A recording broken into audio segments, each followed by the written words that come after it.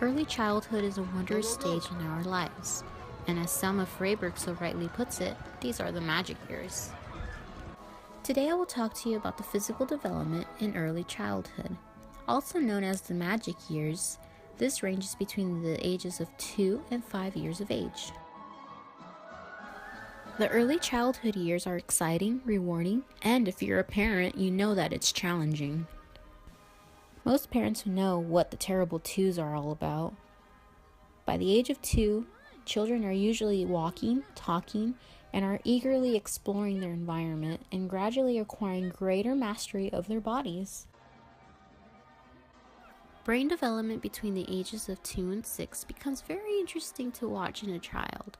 They begin to use their hands, their nose, eyes, and ears, all to translate into nerve impulses that travel along neurons, making connections with the dendrites of other neurons along its pathway. These cells make up the brain. Here's an example. Kimberly is using her hands and her eyes to figure out how to put a puzzle together. She's using her eyes to count the pieces and her hands to put everything together. According to Dr. James Tanner, there are many influences on physical development in early childhood. These influences include genetic elements, nutrition, disease, psychological disturbance, and socioeconomic status. In genetic elements, the genetic growth plan is given at the conception and functions throughout the entire growth period. For nutrition, a well-balanced diet is needed, such as bread, cereal, fruit, vegetables, meat, milk, and also some wholesome snacks. During the early childhood stages, parents should refrain from giving sweets and soda drinks. And just as important, they should also begin to develop good eating habits. Short-term disease does not cause permanent retardation of growth rate, although it does cause some disturbance in the child's diet if consistently inadequate. Major diseases usually cause a slowing of growth followed by a catch-up period if circumstances become more favorable. Psychological disturbance such as stress can produce effects on physical development, beginning with the prenatal period. For example, stress and anxiety are associated with predisposition to physical and mental disorders.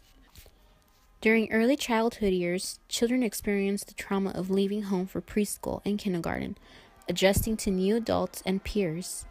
Hey baby, do you want to go to school? No. Are you sure? No. Lastly, in socioeconomic status, children from different social classes differ in average body size at all ages. According to Tanner, during the past 100 years, the tendency has been for children to become progressively larger at all ages. This is especially true in Europe and America. As a child gets older, it's no surprise to the parents or their caretakers to see what they can actually do physically. By the time the child is about 3 or 4 years old, they can accurately use their motor skills, both gross and fine.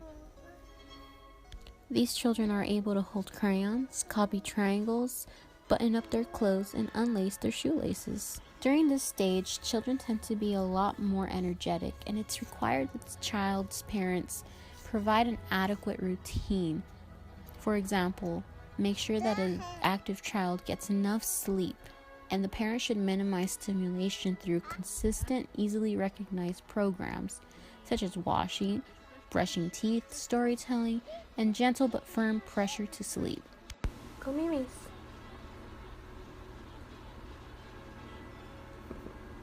Go to sleep. So to conclude today, we've learned a lot about the physical development in early childhood. We learned a lot about the physical and motor development, the influences on physical development, and also the growing motor skills. As quoted by Randall Jarrell, one of the most obvious facts about grown-ups to a child is that they have forgotten what it's like to be a child. There are no stings on me.